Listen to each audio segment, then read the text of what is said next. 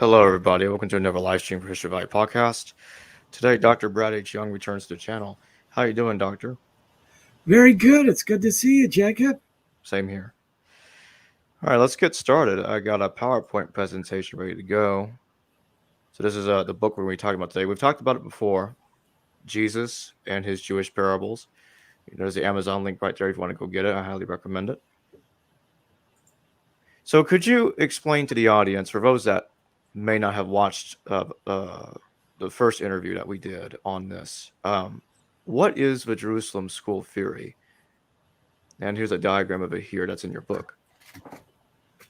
This is really revolutionary in trying to understand the interconnections, the interrelationships between the synoptic gospels. We call Matthew, Mark, and Luke the synoptic gospels because the word Greek means seen together. And when you see them together, you discover that they have some great similarity in wording, and yet there are some times that they're quite different from each other. But because of the similarity in wording, most scholars believe that there is a literary connection, or maybe even a connection through oral sources. And so when we look at the basic approach that most people take today, they talk about Mark being the first of the three gospels. That's what we call Markan priority. And then there was another source, generally called Cube, for the German word Quella, which means there was a spring and there were sayings. So Matthew and Luke have a lot of material, mainly teachings, parables that are not contained in Mark.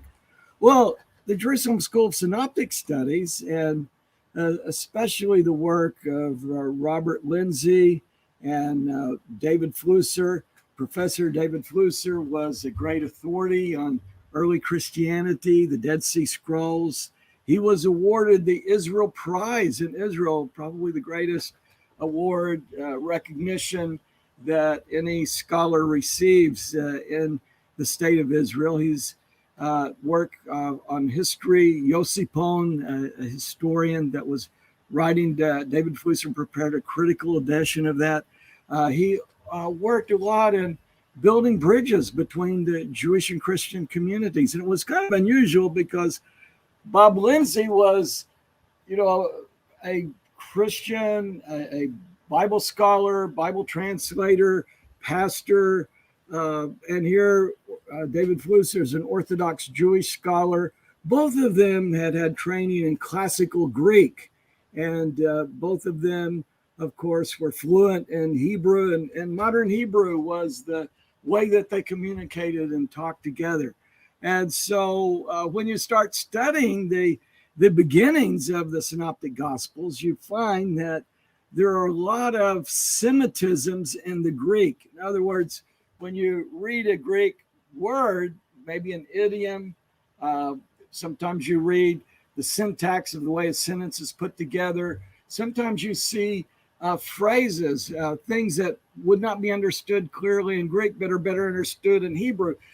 We do this all the time today where we have a multilingual situation. Sometimes it's hard to translate literally from Spanish to English or English to Spanish. And you might hear someone that's speaking and you think, oh, I know Spanish. I know English. I could tell that they're thinking in Spanish and they're saying something in English. I remember a friend that was learning English and they heard this idiom, somebody let the cat out of the bag. And they took it literally and asked everybody, well, who put the cat in the bag? And of course, in English, we would know they're telling a secret, let something out that maybe you didn't want everybody to know about. Well, sometimes an idiom doesn't translate very clearly in another language. One idiom that we saw early was the idiom for the good eye. And so good eye in Hebrew means generosity. And when we see English translations trying to translate the good eye into English, sometimes they talk about a healthy eye or good eyesight, when really the idiom we know from the book of Proverbs, from Deuteronomy, many examples in the rabbinic literature that a bad eye is often somebody that's stingy, The good I is somebody that's very generous. This is especially when we look at this earlier period of the development of the synoptic tradition and the linguistic background. The earliest reference we have to how the Gospels were written is by a famous, very important leader, Papias, who lived at the first half of the second century, was bishop of Hierapolis. He was called sometimes this man who was old. He knew history. He had a lot of experience. Some people believe that he studied with John, the disciple of the first disciple of Jesus. We hear about in the Gospels. But Papias said that Matthew wrote the Gospel in Hebrew, and everyone was translating it as they were able to know and explain it. Now, the word I'm saying gospel, the Greek word actually is taulogia, which could be translated the sayings. Logia can be sayings, but logia can also mean events, a narrative. And I tend to think, after working with this for many years, that taulogia is probably more as what we think of a gospel, a biography, biographical units telling us different aspects of the life of Jesus, how they're connected together. And it's probably not just exclusively sayings, as some people have understood. And what we see here in the stemma proposed by the Jerusalem School, which we've worked with a lot, is that we have a Hebrew evangelium. Evangelium is like the earliest stratum, this earliest source, Jesus' life, his sayings, his teachings, the parables, the Sermon on the Mount, events, miracle stories. These were first related in Hebrew. Now, some people argue that maybe it's Aramaic, sometimes where we have something that mentions Hebrew, Hebreos dialecto. This is the wording that we find in Papias, preserved in the great historical work of Eusebius. Hebreos means Hebrew, but some people might feel, well, Hebrew and Aramaic are similar. Maybe Aramaic was the spoken language of the time. I think now probably scholars have recognized that there was a multilingual aspect in the society. Probably people conversed and interacted with more than one language, and there were different areas where one language maybe was more dominant than another language. But Hebrew, Aramaic, Greek even was probably spoken in different areas. But I think when we really look at the holy language, that is a holy book, we find this in the Dead Sea Scrolls. When they're writing a holy book, they're writing it in Hebrew. Jewish books generally follow the pattern of Torah. My teacher, David Flusser, we've talked about him, this great scholar. He made the point, well, if Jesus had said something in Aramaic, it would have been recorded in the gospel, in the holy book, in the Hebrew language. The language of the Bible, the language of the Torah, the language of study, the language of prayers. We know that all of the prayers that were prayed in the temple were prayed in Hebrew. There's even a teaching in the rabbinic literature, might be a little bit later, but probably reflects some of the earlier ideas and understanding, is that the angels who bring prayers to the Holy One don't understand Aramaic. So you really need to pray in Hebrew. The book of Psalms was really the prayer book for many of the prayers. And certainly there are prayers in the Bible that form the foundation of many aspects of liturgy and worship and the prayers of the Jewish people. Also, we find that parables in the rabbinic literature are always related in Hebrew. So we see in our Greek text, it's not just a theory, but we see evidence in Greek that there was a Hebrew undertext, a Hebrew source. If you want to say Aramaic, there's a lot of similarities between Aramaic and Hebrew, and that is certainly also a theory that's accepted by many scholars. But we have a Semitic text. I believe that it was probably Hebrew, like the Papias tradition. But this is the first text that we have. It was literally translated into Greek, so that when we read the Greek of the Synoptic Gospels, we see a Greek that's Koine Greek. Some have described it what's like the papyri. Adolf Deisman saw elements of that in some of the Greek papyri. But really, it's a little bit more like a Semitized Greek. It's a little bit more like a translation from Hebrew or Aramaic Hebrew into Greek, similar to the great translation of the Bible, the Septuagint, which was translated from Hebrew into Greek. And we see some similar wording sometimes. In fact, some scholars even said the Synoptic Gospels had Septuagintalisms. They were imitating the style of the Septuagint.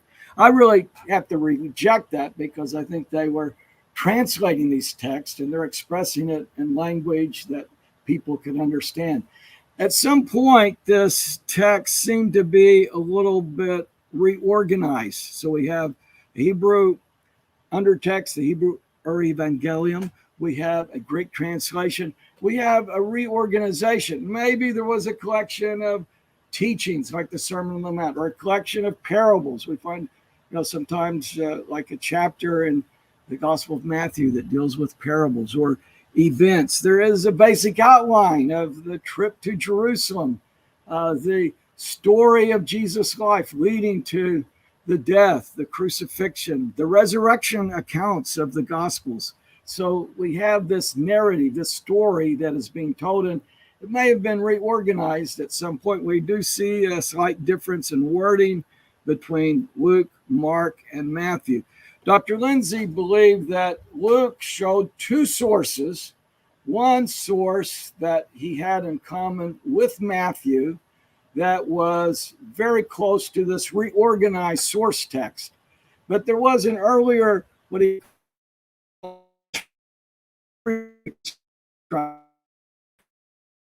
which had more editing in it, making it more appropriate probably for the Greek audience. And so what we find is that there are some sources in Matthew and Luke where they have a high identity of wording. They have almost the exact same wording in text. And those are the texts that are generally the most Semitized. They're the most connected to the Hebrew language. Now, when Luke is relying on the first reconstruction, his wording is a little more different from Matthew in those texts of the double tradition. Then what we discovered with this analysis is that while you look at it linguistically, you can find Semitisms in Matthew and Luke, especially that are very strong. Mark is a little less Semitic in his text. And Dr. Lindsay translated Mark, made a very important translation from Greek into Hebrew. And this really surprised him. He started out, like most scholars, that Mark was the first of the Gospels, but and that Luke probably copied from Mark. But what bothered him was, as he was doing this translation, he would find a Greek wording in Mark that wasn't paralleled in Luke. And Luke seemed to have a better text that reflected this Hebraic undertext. And then we discovered, or Dr. Lindsay discovered, what he called the Mark and cross factor, is that Matthew seemed to prefer the wording of his source in Mark, or what we call the reorganized source text, above Luke. And so when you have Mark as a mediator between Matthew and Luke, Matthew follows Mark more closely in his wording. But when it's a double text that Luke and Matthew have without Mark, Matthew is very close to Luke. So Mark becomes the cross factor mediating between Matthew and Luke.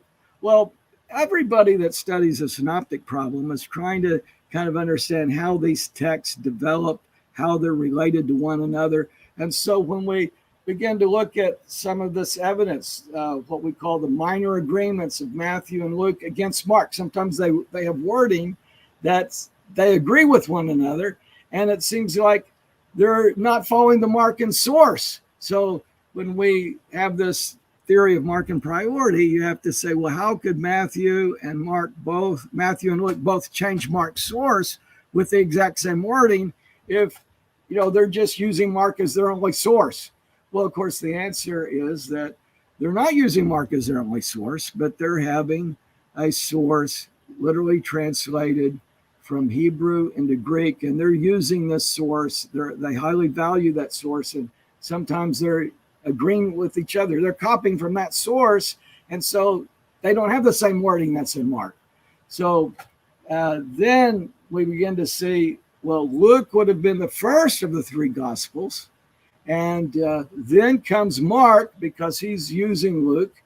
Then perhaps he knew the reorganized text, this literal Greek translation from the Hebrew Evangelion. Dr. Flusser tended to think that Mark did use that source more than Lindsay did. That's probably one of the differences you would find in a basic approach, although they agreed on most issues on the linguistic analysis and the way these sources interact with one another. And then Mark was a source that Matthew used.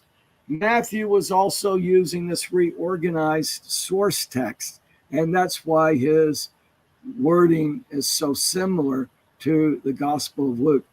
I think sometimes the most important thing, Jacob, when you're studying this, the stemma and the development of these sources, is to really look at the evidence. And any approach to the synoptic problem should embrace all of the evidence. And I think probably one of our difficulties today is that a lot of scholars who are working with the New Testament probably aren't as fluent in Hebrew. They probably know Greek more than they know Hebrew or Aramaic. So sometimes they're not competent in analyzing all of these linguistic connections. Whereas when you look at an Orthodox Jewish scholar, a strong evangelical Christian scholar, here they're working from a classical Greek background, both of them fluent in Hebrew, biblical Hebrew, Mishnaic Hebrew, studying modern Hebrew. They're encountering this text in a little bit of a different way when they're reading it and studying it together. Also, there's that dimension of seeing how these texts interact with one another and seeing the similarities and the differences. So the results sometimes are people to just kind of think about this. Here we've got the Mark cross factor idea. Here's a mediator test. You also have these linguistic results. So look at the evidence. We need to be able to have a theory that deals with all the evidence. I think one of the good things about this is that all three of the Gospels have some connection to these very good sources, and this gives us a better picture of Yeshua. We also see that each one of them has some special material. Each one of them is writing to a particular audience, and we want to understand as much as we can about the original audience. We want to understand about the communities that are reading and studying these texts, but we also want to go deeper and understand from the church tradition how these texts were written and how they came together. And it gives us a much clearer picture of Jesus. All right, let's get to the next slide. Mark and expansion of Luke. So in pages 137 to 138, you say that Mark was interested in compiling a gospel of activity. Indeed, his narrative is a story of action par excellence. This may be illustrated by Mark's use of the word euphos. As often been noted, Mark employs this term over 40 times in his short gospel. By comparison, Luke uses this expression once. In Mark's gospel, Jesus is depicted as performing one task and immediately euphos proceeding on to the next in continuous motion. So could you explain to the audience what that means and what the implications of that is? Yes, this is one of these aspects of evidence that we have to understand. Well, so many people say that Mark is the shortest of the Gospels. I mean, it's 16 chapters. Matthew is 28 chapters. Luke is 24 chapters. And so in that regard, he's shorter. But if you study the individual story units, often Mark is the longest of the Gospels. Uh, I'm looking here in Mark chapter 5, where we have the story of the Gerasene demoniac. Well, verse 3 of Mark's account gives a much more in depth discussion of the chains, the fetters, the what if we want to talk about the action, he is constantly using this term immediately, uthos, used sparingly in Luke, but I think probably based on that usage in Luke, Mark is expanding it. And so when you have a story of a healing, and here he is talking about the results of this malady and the torment of this man, and he's giving some more graphic details.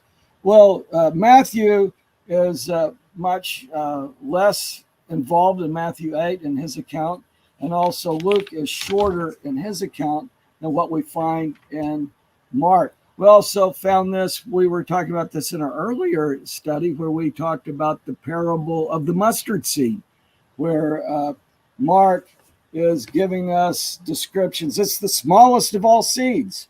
And Luke's gospel in that regard just says it's planted, it grows, birds of the air. It's more of a Hebraic story that's concise, and it shows this growth principle. And Mark gives us, I think, a little bit more of Greek descriptive terms, and the parable comes out to be a little bit longer in Mark's text. And so this is an aspect of the synoptic tradition that sometimes isn't discussed, but Mark is giving the descriptive terms that are more appropriate in Greek literature than what we would call just a basic Hebrew narrative. So I think this idea that Mark has of continuous motion, Jesus doesn't have time to eat. He's going from one place to another. Sometimes he uses the term immediately where it doesn't quite seem appropriate. I mean, what I mean is the story, he says, immediately he came up out of the water. Well, straightway in the King James Version, did he come up straight or quickly? He just came up out of the water, Matthew and Luke say, at the baptism of Jesus. So I would argue that this is one of Mark's favorite terms, and so he's adding it for color, for description, and he's thinking about his audience, and he's wanting them to understand that Jesus is moving quickly from one event to another, and he came up quickly out of the water. But it doesn't seem to be the term that would be appropriate in a Hebrew undertext. So the Gospels trying to see this undertext, which of course I think Jacob would show and probably make scholars recognize, or at least look at this, that we have a very authentic picture of Jesus, that he appears believably in this literature. He is a Jewish leader. Jewish leaders are coming to him, talking to him. He's interacting on issues of halakha. Some of these language texts go back to Jewish traditions. I think one of the good ones that we see also in Mark, where we see Jesus says the Son of Man is Lord of the Sabbath. The Sabbath was given to man, not man to the Sabbath. Well, there we have a Hebrew teaching that is paralleled in the rabbinic literature, where famous Rabbi Shimon ben Manasseh said, the Sabbath was delivered to you. You were not delivered over to the Sabbath. So that Jesus is very close in the teachings of halakha. That is, halakha is the way that you walk, the way that you live, legal understanding of the biblical text of Torah. So if you don't understand the legal implications, the guidelines, you won't observe the truth of the Bible in the right way. You might do something that would be dishonest, or you might not fulfill the joy of the Sabbath in the way that's taught in Scripture. So you want to remember the Sabbath day to keep it holy. Are you going to be so meticulous in your observance that you don't have any joy in the Sabbath? Well, the Sabbath was made as a delight, as a joy. It wasn't made to be a burden. So when Jesus says the Sabbath was made for man, it brought to mind the story of creation. God created the whole world. It was this gift to his creation. And then at the climax on the sixth day, he says, come celebrate Shabbat with me, celebrate the Sabbath with me. So literally in the Bible, the Sabbath was made for humanity, was made for man, not man for the Sabbath. So some of these things, though, we see in the development of our study of the Synoptic Gospels and how it unfolds. So is Mark the shortest of the Gospels? Well, yes. Is he the longest of the Gospels? Well, yes. Yes and no to both questions. You have to look at it in the context and try to do a careful analysis of the wording in all three of the Gospels and how you might reconstruct this undertext, this text that we see, especially when you're very knowledgeable in both Greek and Hebrew. You kind of have a sense for what that text would have said. And sometimes things that are not understood very well in Greek, but are much better understood in the Hebrew context. Mention of Mark and Luke. It says in page 138, you say that Mark also seems to be aware of outside sources, and these materials may have influenced the shaping of his narrative. For instance, in the temptation narrative, Mark's text is decisively different from that of Luke and Matthew. Not only is it much shorter, but Mark adds the colorful element, and he was with the wild beast. Where did this motif originate? It is paralleled in the testament of Naphtali 8:4. The devil will flee from you, and the wild beast will be afraid of you, and the angels will keep close to you. Not only do the wild beasts appear in this passage, but also the angels. Angels find a place both in Mark's text and Matthew's version, which may have been influenced by Mark. So do you think that Matthew's version is combining certain details from Mark and Luke's version of this, and is Mark basically expanding Luke's version? This is what Dr. Lindsay suggested in a very complex, multi-layered, in-depth study of the language of Mark, where he found, sometimes there seems to be an expansion that might be based in the wording of Luke, or even another source where he's bringing out the deeper message. Maybe Jewish readers at the time, or even members of the community of believers in Rome, would be knowledgeable in some of these sources. You've got the devil, you've got the wild beast, and the Testament of Naphtali, a widely circulated document.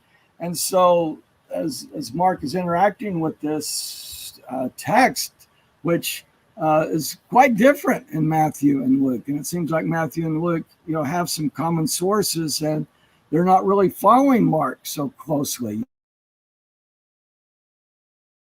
You're trying to say, well, they both copy Mark, and yet they have three temptations. They have a little bit of a different order of the temptations, but there's a lot of similarity in the wording of the Greek text. And you also see a lot of allusions to the Hebrew Bible, the testing, the 40 days, the fasting. There's a lot of aspects of this temptation. I think it's very interesting in the Jewish Midrash, this tradition. They talk about the Messiah. So later Midrash, but it's very interesting that the Messiah will appear on the roof of the temple. And so here in Matthew and Luke, there's a part, Luke has it at the final temptation, but Jesus, the Messiah, is being tempted on the wing of the temple, which, likely was probably some type of ornament, decoration, perhaps, something that people saw. They might just connect the wing to Psalm 91, that you're covered and protected by the wings of the divine presence, the Shekhinah. But probably at this high place, some people put it at the southwestern corner, southeastern corner. that's some of the traditional understanding. I think it was probably closer to the Hechal, the high place, very high. But the idea that the messianic redeemer might appear on the roof of the temple and proclaim peace or bring light or some sign in the popular understanding of the coming of the Messiah, or some different scenarios. There are many different views of the Messiah, but this is very powerful in both Matthew and Luke's text. And then Mark is stressing the idea of the wild beast and the angels, and it's a very short summary. And again, it's emphasizing less the teaching part of this episode and emphasizing more the action and going from one event to the other. But Mark is adding details to the written account. Did he have a different source? Was it an oral tradition? These are questions that scholars ask when they're reading Mark's text. I think this parallel to the Testament of Naphtali, which I wrote about in the book on page 138, is very telling. And I think we can see the larger Jewish context of these stories. I'd point out also, Jacob, there's kind of the tradition that the Gospels are so far removed from Jesus, the historical Jesus, and they are memories of Greek speaking disciples many, many years after the events occurred. And I think one of the things that we see when we start looking at the Gospels in this way is that they fit the historical context. They fit this narrative. It's very much like other scrolls and sources we have from this time, because Ben Sira, for instance, Sirach, have a wonderful Greek edition of this from the Septuagint. For many years, there wasn't a Hebrew original that had been discovered, and some scholars debated, was it originally written in Greek? Could it have been in Syriac, or was it originally a Greek composition? But with the discovery of the Dead Sea Scrolls, with the discovery of the Cairo Geniza fragments at the about 1895 that were published by Solomon Schechter, and then at Masada, there were Hebrew fragments found of the book of Ben Sira. It became clear that this was a source from the time, Second Temple period, that was originally written in Hebrew, translated literally into Greek.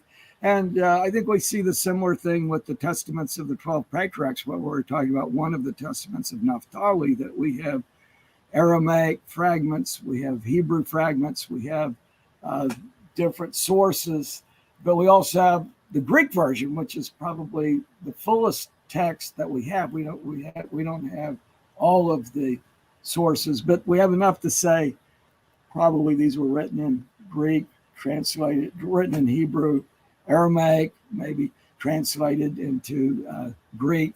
And so we study these together. And so when we look at the Gospels, well, very similar to some of these early sources that we have. Sometimes we had fragments of these in Greek with the Dead Sea Scrolls, other manuscript discoveries.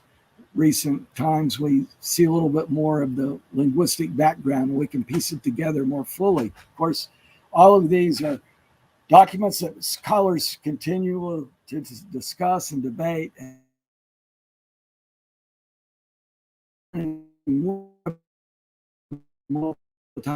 it's such an exciting area to study and to see here in the so Second Temple period Jewish practice.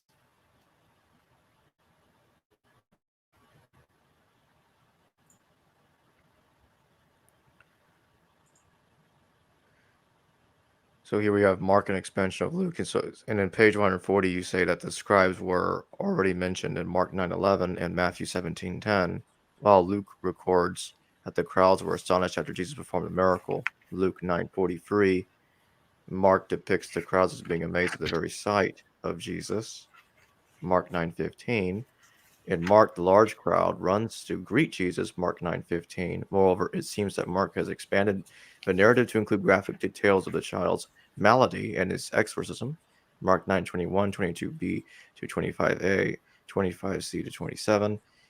Here, Matthew agrees with Luke, more probably Luke's source, against the Mark and omits this stylistically Markan aggrandizement. So, are you saying here that Matthew's that Matthew is using Luke's source of the L document, and that the L document, uh, which is obviously older than Luke and older than Mark, therefore older than Mark.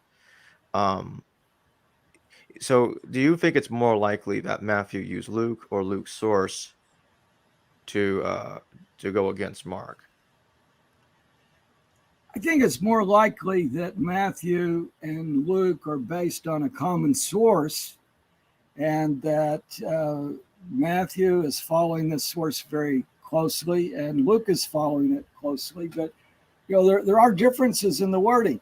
One reason that I think that Matthew is following that source rather than copying Luke is that uh, when he's copying that source, his text is very Hebraic, shows the Semitic undertext better than Luke sometimes. Just an example, probably most listeners would be familiar with, is the phrase Malchut Shemaim, Hey Basileia Ton Uranon in Greek, the kingdom of heaven. Literally in Greek, it's the kingdom of the heavens in the plural. And so in English, we usually say the kingdom of heavens in the singular. And Greek, really, most of the time, they use the idea of the kingdom of heaven in the singular.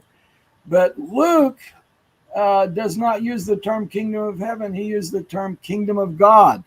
Well, in Hebrew sources of the time, kingdom of the heavens would be like a Hebrew idiom.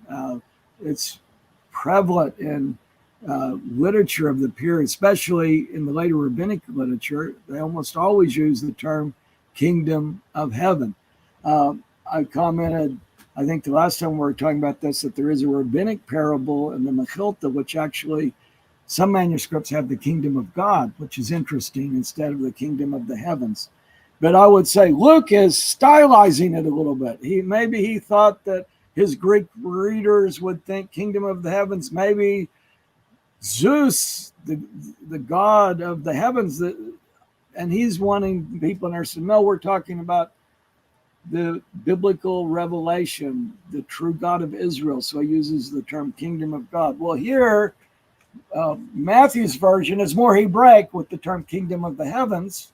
And I would say Luke's version is a little more adapted for a Greek audience. They are synonyms. Kingdom of heaven is the same as the kingdom of God. And so you can see sometimes that Matthew is a little bit more Hebraic. I personally, I wrote a book on the Jewish background of the Lord's Prayer, done a lot of study and prayer, taught a course on Jewish and Christian prayer in the time of Jesus in the graduate program. It's very fascinating to study the version of Luke 11 for the Lord's Prayer. Probably be better to call it the Disciples' Prayer. Compare it to Matthew's version in the Sermon on the Mount in Matthew chapter 6. When you pray like this. I kind of like the way that Luke opens the prayer up as the disciples are watching Jesus pray. And I think Luke's gospel emphasizes prayer more. It also emphasizes the Holy Spirit, uses the word Spirit probably more frequently. And especially if you look at some of the variant readings, that some people are emphasizing, some scribes are emphasizing that more from Luke's perspective. And, we don't know if they had sound sources, don't know that that's always the source of Luke, but certainly both of the Gospels, all three of the Gospels speak about the Spirit and the importance of the Spirit. But, we're looking here at how is kind of expanding this story. You're talking about Mark 14, where Jesus heals a boy that's troubled by an unclean spirit. Some texts might even be translated that he was demonized or influenced by an evil spirit. And when we look at Mark's version, it's quite a bit longer. At the opening, we have scribes arguing with them. Immediately, a crowd's coming. Again, we've got this word immediately, emphasizing the action of the story more. And when we come to the description of the malady, it's quite a bit expanded. From childhood, he has had this problem. He's thrown into the fire. Verse 24 of Mark 9, immediately the father of the child cried out and said, I believe, help my unbelief. We have a little bit more of an interaction, all very important for the story and for the gospel tradition. But when we look in the Gospel of Luke, chapter 9, it just says, but Jesus rebuked the unclean spirit and healed the boy. Well, Hebrew stories generally are short, concise, a little bit more to the point. And when we look at the parallel in Matthew 17, verse 18, and Jesus rebuked him and the demon came out of him. So here, Matthew and Luke are similar, a little bit of a different wording. I would see maybe a little bit more emphasis, connection, influence to the Hebrew gospel story according to Matthew in this case. But both Matthew and Luke probably are coming from this common story. And Mark is expanding it a little bit. Maybe he had an oral tradition. Maybe he had some other information. He's trying to help his audience understand it better. The tradition is that he was the interpreter for Peter in Rome, teaching in Rome. Peter, of course, was a fisherman. We feel like that, in his writing, his epistles, maybe he had an amanuensis that edited his Greek. I mean, he has some, good Greek teachings in his epistle, but, did he flow in Greek? Did he preach fluently in Greek? I mean, the church tradition, which is not the Bible, it's not canonical tradition, but they said he had some help with language issues, and Mark was helping him. And so Mark could have had other sources to expand this story with a little more detail. But when we're looking at the literary connection to the Hebrew gospel, Mark and Matthew and Luke seem to be independent of Mark, and they seem to be connected with each other. But there are some distinctions. So when we look at the stemma of the Jerusalem School of Synoptic Studies, for me, it's very easy to see how our sources interact with one another, why there's a high identity of wording in some contexts, why it's a little bit different. And if I use a method of studying the language, Greek, Hebrew, you could see how it's developed. You could see these sources. And so this is an area of source criticism. And of course, to me, it highlights the authenticity of our gospel record and how reliable it is, and how we can, if I could use a term that Martin Buber, a famous Jewish philosopher, said, he said, if I can put my hand over my ear and listen carefully to the Gospels, I can hear Jesus speaking Hebrew. It's very beautiful, these stories. And all three of the Gospels they're all canonical. They all have a message. They're all, I think, a statement of faith, you would say. They have the message for the people that they're writing to, guided from above, guided by the Spirit.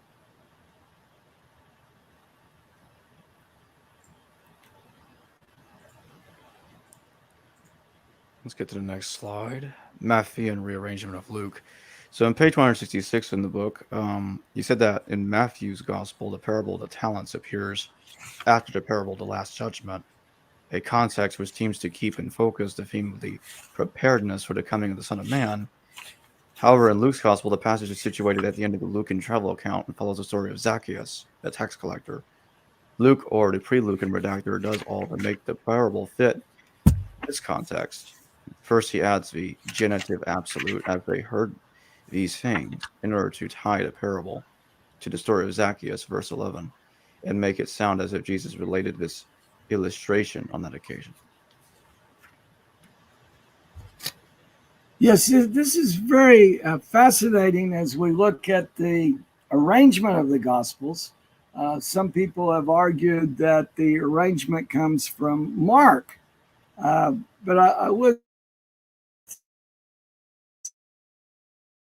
just the fact Mark is 16 chapters, it would, just be an illusion almost that, well, him Luke, but it's a little more complicated because they the arrangement could go either way. It could go in any way. You kind of have to start with a presupposition to say, well, this is the way it had to have been, because you can't really, I think, logically say it had to have been this way. And what we see in the development of these traditions is that there's sometimes a tendency to emphasize one part of the parables. We have parables that have an eschatological application. Jesus and his Jewish parables, this book that we're looking at that I wrote, was to emphasize the parabolic teaching. And so we have the sense of the need for preparedness. You need to be prepared for the unknown time of death. On the one hand, nobody knows the day that they will die. You also need to be prepared for the coming of the Son of Man, the last judgment, the final culmination of history. So the Hebrew prophets spoke about the great day of the Lord, and many looked at it as just a time of justice and making things right. And certainly that's a great theme in the prophets. But there's also the sense that it won't be a day of light. Amos says it can also be a day of darkness because each person will be judged. So Jesus is very much in the tradition of the prophets. Many have seen connections with Jeremiah, who prophesied terrible things, the destruction of Jerusalem. And Jesus seemed to call for a spiritual renewal to prevent what would happen in Jerusalem. And we have predictions that he was giving that Jerusalem would be destroyed. Not one stone would be left upon another, but he was always calling for spiritual renewal. So at the same time, you have a great emphasis on ethical behavior, putting first things first, seek first the kingdom of heaven and his righteousness. And so we have stories about the kingdom that talk about loving your neighbor as yourself. I see this, the parable is the great message of ethical monotheism. Love God with all your heart. There's the monotheism. Love your neighbor as yourself. There's the ethical part of ethical monotheism and the teachings of Jesus. Parables are agadah. Agadah in Jewish faith and practice are stories with the message. They touch the heart so that they will call you to make a decision for right behavior. And so here, coming after Zacchaeus, here is a tax collector, a great sinner in the city, known for taking too many taxes, pocketing some of the money, being very wealthy in the wrong way by working for the government, which people felt like had not taken care of the poor and was an overlord from that did not share the same faith, the same commitments. So here is Zacchaeus, and yet Jesus honors him. I'm going to go to your house. And he says, salvation has come to this house, for he also is a son of Abraham. Probably even a play on words, because, of course, Jesus' name, Yeshua in Hebrew, means Yeshua, salvation in Hebrew. And Zacchaeus gives away his money. He repays people 4 times, gives away half of what he owned to the poor. I mean, there was some kind of great spiritual revitalization and renewal in Zacchaeus' life. And then we see these parables that are stressing the call. Matthew seems to have a little bit more of the last judgment in the way that in the arrangement that he gives to the parables. And so we have to see each parable in context. And there's an oral context for a parable. Let's say Jesus was telling it as a story and a message. And then the gospel writers, as they're taking that material, they give it a new literary context sometimes. So we have to study the context in the gospels. We also have to see the higher themes and try to see what is the main point of the parable. The parable generally has one message. It shouldn't be allegorized to have many messages, but to have the one message, and they are leading us to a decision. I think if we could just understand, Jacob, more Agadah, that is the storytelling. I love the example that's given in rabbinic literature of Rabbi Eliezer, who had been studying with his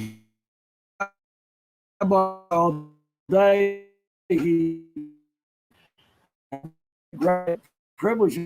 Everybody could study all day with the rabbi, but he's long to see as he's going back home, and he encounters an exceedingly ugly man who is walking, doesn't have a donkey, probably a day laborer, been working all day. And the exceedingly ugly man looks up at the rabbi on the donkey and says, "Shalom, peace to you." And Rabbi Eliezer just kind of lost it. I don't know how he could have done it, but he looks at the man. He says, "You know, you're the ugliest man I've ever seen. Is everyone in your town as ugly as you are?" The exceedingly ugly man looked up at the rabbi on the donkey, and he told him, "Go to the master craftsman who made me and tell him, how ugly is this vessel you have made?" Rabbi Eliezer realized that he had sinned and said this terrible, hurtful thing. He got off of the donkey and says, "Please forgive me." And the exceedingly ugly man said, "I will not forgive you until you go to the master craftsman who made me and tell him how ugly is this vessel you've made." Eventually, these two were reconciled as they went back to the community town that they were headed to. But this story of Jewish Agadah is trying to help us see that every person is created in the image of God. Love your neighbor as yourself. And it sometimes communicates much more effectively than just a grammatical or philosophical analysis of the text of the creation story. And so what we find often in the Gospels is these parables have a higher meaning. And then we also have the eschatological emphasis. There are parables of grace. There's parables of the coming of the Son of Man, preparedness. But even in Matthew 25, where we have the scene of the Last Judgment and the division between the sheep and the goats, and those that are on the left and those that are on the right, and you think that this is all about the eschatological event that's coming, Jesus says, "Well, I'll say to those who are having the right approach, you came to me when I was in prison. When I was hungry, you fed me. When I didn't have clothing, you provided clothes for me. You provided my needs. You ministered to me when I was sick." And they'll say, "Well, when did we see you sick? When did we see you hungry? When did we see you in prison?" He said, "If you've done it to the least of these, my brethren, you've done it unto me." Well, then he goes to those goats, those who are likened to goats. "Well, you didn't do any of these things." Well, Jacob, obviously, this is not just a story about the end times, but it's a story about what you do every day. And so what you do every day is preparing for what the Last Judgment or life after death will bring to you. So there's that emphasis on preparedness. But I would say there's a great emphasis here on the moral, ethical teachings of Scripture, ethical monotheism, practicing in a life that would lead a person to a decision. I've got to see in suffering humanity, my own humanity, and do what I can to help others. So I think you can see some of these distinctions sometimes in the way that the parables are ordered, where they're placed in the Gospels. And that might help us see how Matthew saw the parable, how Luke saw the parable. We want to study the parables in their literary context, but also to see the higher message in the oral tradition, how they were taught. And I think when we compare them to the rabbinic literature, which is a big part of the book, Jesus and his Jewish parables, is that there is a great advantage to studying the gospel parables as a literary genre, and the way that they interact with the literary genre of the parable as a teaching heuristic tool within the rabbinic literature. we understand the rabbinic literature better from the gospel context. Often the gospels are giving more of this oral context, this preaching, this teaching, this application. The rabbinic parables are a little more in the literary context. So often they're exegetical, explaining the text, but there's very much that live element, fresh element too, of relationships between people, your relationship with God. Many times you see even connections to the wonderful festivals, whether it's about Passover, but often about forgiveness, preparing for Yom Kippur, the Day of Atonement, through forgiveness and preparation, these higher ethical themes that we see in rabbinic preaching and teaching. But we study these parables together from the Jewish world, coming from common source. We'll understand the message of the Gospels, how they're portraying, teaching us about Yeshua, Jesus, and we'll also see that with the rabbinic literature as well. Both of them are agaic teachings. They have their storytelling with the message, leading us to a point of decision so that we will change and be prepared. Well, thanks for joining me once again, Dr. Brad Young. And I thank everybody for watching the show tonight. And I will see all of you later. Thanks again, Doctor. Well, thank you so much for having a study of the book, Jesus and His Jewish Parables. I also encourage people, if they want to read a little bit more of this, they can also see our new translation, the Hebrew Heritage Bible, Newer Testament, available at HebrewHeritageBible.com, because your fresh translation brings out some of these aspects as well. We need to study that evidence more, and I just thank you for letting us talk about these and examining this evidence a little deeper. Thank you very much for your invitation to come and talk about this. I appreciate it. Absolutely. Thank you for coming on. Until next time. Hello viewers, thanks for watching this video from the History Valley YouTube channel. Please don't forget to subscribe and hit the notification bell. And if any of you wish to further support this channel, please consider checking out this channel's Patreon page and becoming a patron, and or donate through PayPal or through Super Chat during a live stream. Thank you.